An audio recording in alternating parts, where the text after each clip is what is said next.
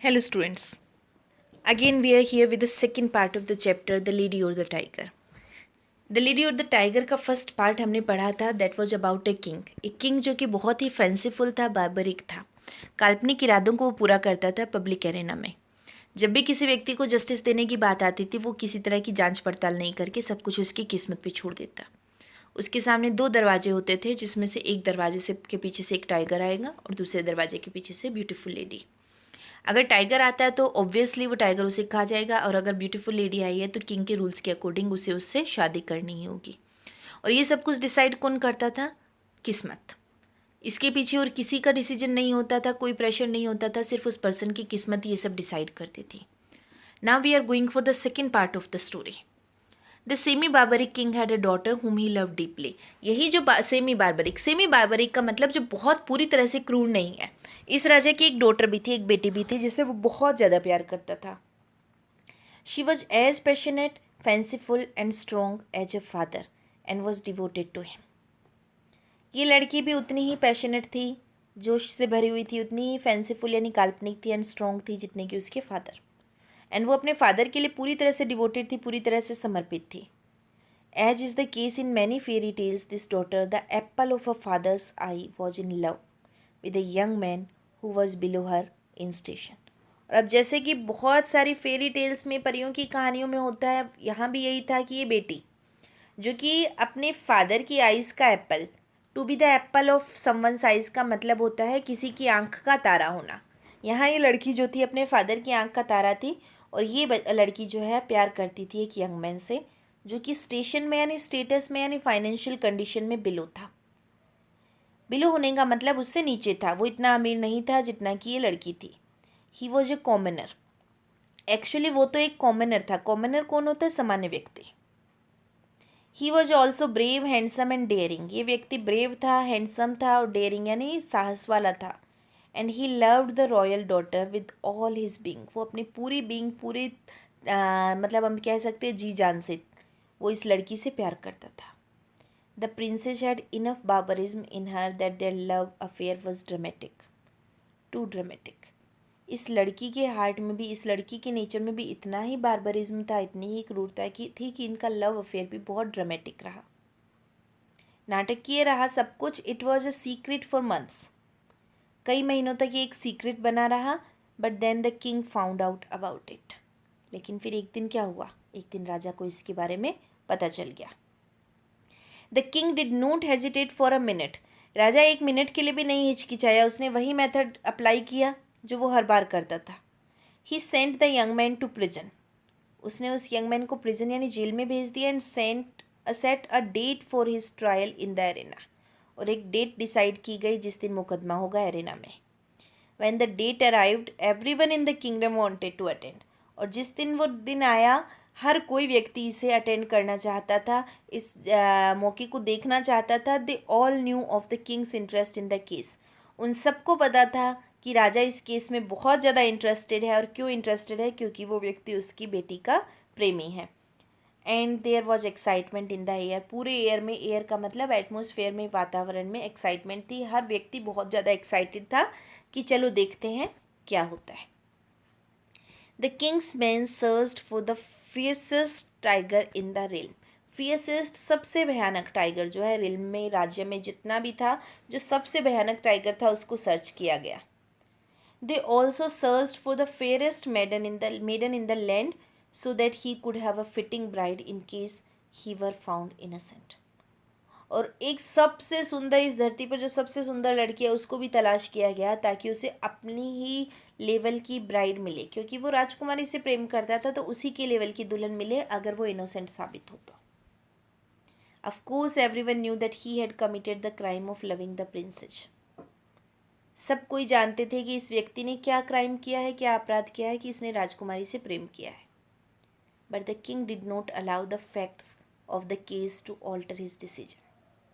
लेकिन राजा ने बिल्कुल अलाउ नहीं किया कि इस केस के जो फैक्ट्स हैं, फैक्ट यानी तथ्य जो हैं, कि वो व्यक्ति उसकी बेटी से प्रेम करता था, लेकिन राजा ने किसी चीज़ को अलाउ नहीं किया कि उसका डिसीजन बदले. The trial would go on as plan.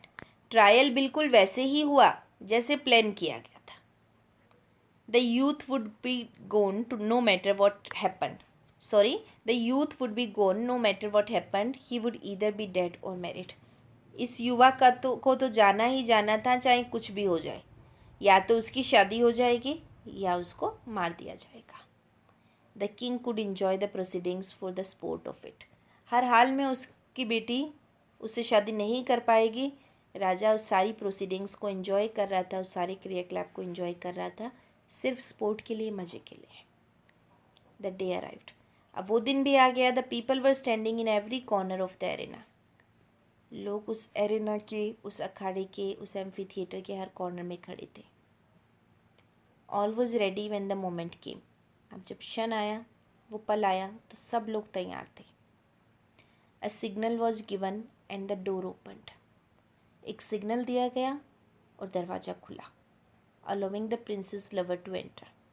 और उस दरवाजे से आया उस राजकुमारी का प्रेमी. The crowd gasped. पूरी भीड़ गैस्पिंग करने लगी, आहें भरने लगी. और वो क्यों आहें भरने लगी? He was handsome.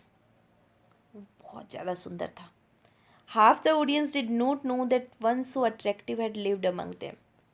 आधी ऑडियंस को तो ये भी नहीं पता था कि इतना अट्रैक्टिव व्यक्ति, इतना आकर्षक व्यक्ति उनके बीच में रहता था. No wonder the princess loved him. कोई आश्चर्य की बात नहीं थी कि राजकुमारी उससे प्रेम करती थी, क्योंकि ये व्यक्ति बहुत ज़्यादा सुंदर था. How terrible for him to be there. और उसके लिए कितनी भयानक बात थी कि उस व्यक्ति को, जो इतना सुंदर व्यक्ति है, उसे वहाँ एक ट्रायल के लिए, एक मुकदमे के लिए लाया गया. The princess had thought about this trial day and night for a long time. राजकुमारी भी बहुत ज़्यादा सोच रही थी इतने दिनों से. वो दिन रात इस ट्रायल के बारे में, इस मुकदमे के बारे में सोच रही थी. She knew she couldn't bear to miss the spectacle. वो अच्छी तरह से जानती थी कि वो इस स्पेक्टिकल को, इस दृश्य को मिस नहीं कर सकती, छोड़ नहीं सकती. But there was another reason for her being there. लेकिन एक और कारण था उसके वहाँ होने का. She had such power, influence and force of character. उसके पास इतनी ताकत थी, इतना इन्फ्लुएंस यानी प्रभाव था, इतनी उसकी कैरेक्टर की फोर्स यानी उसके चरित्र की ताकत थी, as well as plenty of gold. और इतना ही उसके पास सोना था. That she did what no one had ever done before. कि आज उसने वो काम कर लिया जो आज से पहले किसी ने नहीं किया. She found out the secret of the doors for that day. किसी तरह से उसने क्या कर लिया, उसके पास इतनी पावर थी कि उसे उस दिन दरवाज़ों का सीक्रेट पता चल गया. सीक्रेट पता चलने का मतलब क्या है? She knew in which room stood the hungry tiger and in which waited the lady. उसे पता था कि कौन से रूम में, कौन से दरवाजे के पीछे हंग्री टाइगर है, भूखा टाइगर है, और कौन से दरवाजे के पीछे वो लेडी है. She knew too that the doors were so thick that there was no way anyone could ever hear some hint from behind them. और वो ये भी जानती थी कि वो दरवाजे इतने मोटे हैं, इतने थिक हैं कि उनके पीछे से अगर क्लू दिया जाए, कोई संकेत दिया जाए, तो सामने वाले व्यक्ति को नहीं सुनेगा. If she were going to warn her lover she should have do it by signal. अगर उसे अपने लवर को वार्न करना था, चेतावनी देनी थी, तो वो सिग्नल से ही देनी होगी, कोई संकेत ही देना होगा. She also knew something which made the whole process more complicated. अब उसे बताना था अपने लवर को, लेकिन एक बात और थी जिसकी वजह से ये सारी प्रोसेस और ज़्यादा कॉम्प्लिकेटेड हो गई, और ज़्यादा मैटर जटिल हो गया. She knew that the lady was one of the most beautiful maidens in the whole country. वो अच्छी तरह से जानती थी कि आज जो लेडी आई है वो इस पूरे देश की सबसे सुंदर लड़कियों में से एक है. And the thought of her young man living with this women enraged her. और अब जैसे ही उसने सोचा कि उसका प्रेमी उस ब्यूटीफुल औरत के साथ रहेगा, उससे शादी करेगा, तो एनरेज है. एनरेज यानी इस विचार से उसे गुस्सा आ गया. She hated the lady and hated what might happen. उसे उस लेडी से नफरत हो रही थी, और उसे नफरत हो रही थी आगे जो होगा, यानी उनकी जो शादी होगी उससे. When the accused bore to the royal box as was the custom, he looked only at the princess. अब जैसे ही अक्यूज आया, अक्यूज यानी दोषी, दोषी व्यक्ति यहाँ कौन था? उस लड़की का, उस राजकुमारी का प्रेमी. जैसे ही वो वहाँ आया तो एक कस्टम के अकॉर्डिंग, एक रिवाज के अकॉर्डिंग वो झुका, राजा के सामने झुका. लेकिन आज झुकने के पीछे उसका मकसद क्या था? सिर्फ राजकुमारी की तरफ देखना. एंड इमीडिएटली ही न्यू, तुरंत ही वो जान गया. He had expected her to find out the secret of the doors. उसने एक्सपेक्ट भी किया था, उम्मीद भी की थी कि उसकी प्रेमिका जो है वो उस दरवाज़ों का सीक्रेट पता कर लेगी. And now he knew that she had the answer. और अब उसे अच्छी तरह से पता था कि उस लड़की के पास जवाब भी था. It was only left for her to tell him. अब सिर्फ क्या बचा था कि राजकुमारी कब उसे बताएगी. His quick glens at her asked. उसकी क्विक तेज ग्लेंस यानी नज़रों ने उसकी तरफ देखते हुए नज़रों से पूछा, आंखों से ही उसने पूछा, विच, कौन सा. It was as plain as if he had shouted it. और इतना ही सादगी से पूछा मानो कि वो चिल्ला के भी कह सकता था. एकदम साफ साफ उसने पूछा. There was no time to lose. क्योंकि खोने के लिए समय नहीं था, राजकुमारी को तुरंत बताना था. The quick question had to be answered just as quickly. इस फास्ट क्वेश्चन को उतना ही फास्टली आंसर भी करना था that the king would not suspect. राजकुमारी को भी टाइम नहीं लेना था ताकि राजा को संदेह ना हो जाए कि उनके बीच में कोई बातचीत हो रही है. Her right hand was resting on a pillow in front of her. जो राजकुमारी थी उसका राइट हैंड, उसका जो दायां हाथ था उसके सामने जो एक पिलो पड़ा था, एक तकिया था, उस पर रखा हुआ था. She raised it slightly and made a small fast movement to the right. उसने उठाया अपना हाथ हल्का सा और एक छोटा सा लेकिन फास्ट, बहुत जल्दबाजी वाला मूवमेंट किया, एक गतिविधि की. किसकी तरफ? राइट की तरफ, दाएं हिस्से की तरफ. यानी उसने किस दरवाजे की तरफ इशारा कर दिया? दाएं दरवाजे की तरफ. No one but her lover saw her. किसी और ने नहीं, सिर्फ उस लवर ने ही देखा कि वो लड़की दाएं दरवाजे की तरफ हाथ कर रही है. Every I in the arena was fixed on him. क्यों? क्योंकि बाकी व्यक्तियों की आंखें सिर्फ उसी व्यक्ति पर थी, राजकुमारी की तरफ किसी की नजरें नहीं थी. ही turn and with a firm and rapid step he walked across the empty space.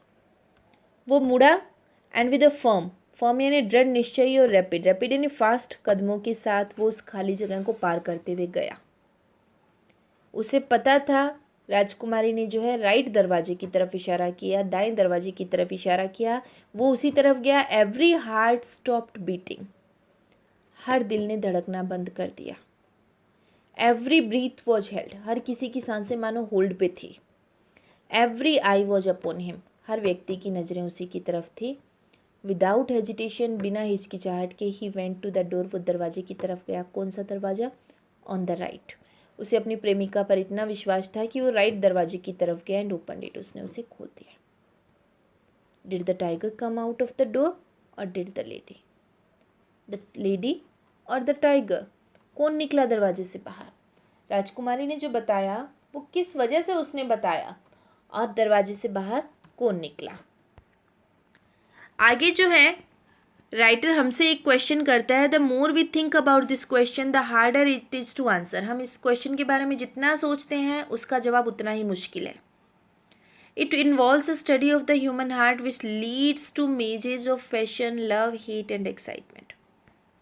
इसमें ह्यूमन हार्ट, इंसान के दिल की एक स्टडी है जो इंसान को ले जाती है मेजेज क्या होता है? भूल भुलैया. पैशन यानी जुनून का, लव का, हेट का और एक्साइटमेंट का. भूल भुलैया में इंसान खो जाता है. Do not answer this for your self but put your self in the place of the princess. आपको ये जवाब देना है लेकिन अपने आप नहीं देना जवाब कि दरवाजे के पीछे से कौन आया, बल्कि अपने आप को रखना है उस राजकुमारी की जगह. She was hot blooded and semi barbaric. वो लड़की भी हॉट ब्लडेड थी, गर्म खून वाली, जोश भरी थी. वो भी सेमी बार्बरिक थी, निर्दयी थी. And her soul burn with the twin desires of longing and jealousy. उसकी जो सोल थी, उसकी जो आत्मा थी, जल रही थी, बर्न हो रही थी ट्विन, डबल डिजायर से, दो इच्छाओं से. एक इच्छा लॉन्गिंग की थी, लॉन्गिंग यानी इच्छा, और जेलसी क्या होती है? ईर्ष्या. She knew that she had already lost him. वो ये बात तो अच्छी तरह से जानती थी कि वो ऑलरेडी अपने प्रेमी को खो चुकी है. चाहे कुछ भी हो जाए उसका प्रेमी उसे नहीं मिलेगा.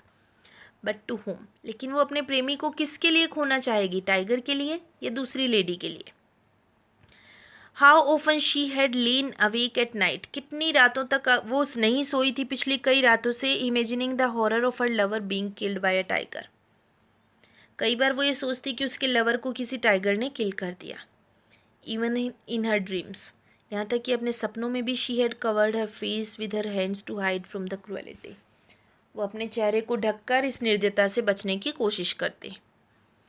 वो इस चीज़ को भी नहीं चाहती थी कि उसके प्रेमी को टाइगर खा जाए, but how much more often had she seen him at the other door. लेकिन ऐसे ही सपनों में वो अक्सर देखती थी कि उसका प्रेमी जो है दूसरे दरवाजे को खोल रहा है। In her mind she had screamed and torn her hair when she saw his happy face at opening the door to the lady. Even वो रातों में कई बार चीखी है और उसने अपने हेयर को, अपने बालों को टॉर्न भी किया है। बालों को टॉर्न करने का मतलब खींचा भी है। When she saw his happy face, जब वो अपने सपने में देखती कि उसके प्रेमी का चेहरा जो है बहुत खुश हो गया। कब हो गया? जब उसने उस लेडी वाला दरवाज़ा खोला। Her soul burned in agony, उसकी आत्मा एगोनी में, कष्ट में जलती।